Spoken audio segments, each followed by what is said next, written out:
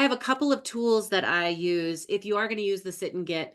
And one of them is a tool that is a very simple um, reflection exercise. And these are little stress reliever gears that I have in 3 different colors. And I just printed the words, what, so what, and now what? And so, I think when I was a younger facilitator, I always used to, the first book I ever read on effective facilitation was called Islands of Healing.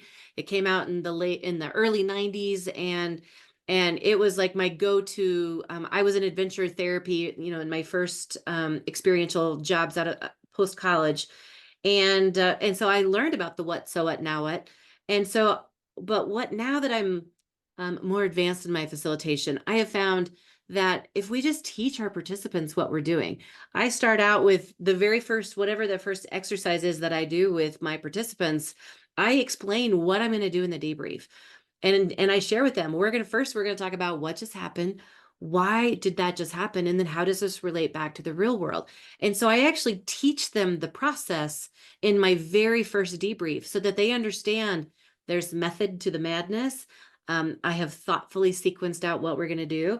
And I sometimes find that little tools like this can be really helpful. So I'll pull apart the little puzzle and I'll hold up the what gear and I'll be like, all right, let's talk about what just happened. And then if I get to the so what, I'll say, and then I'll hold up the green piece and be like, all right, well, so what? So why do you think that happened? And then I'll hold up the blue piece and like, well, now how does that relate to the real world? And what I find is that number one, it shows them the cycle so that they understand it.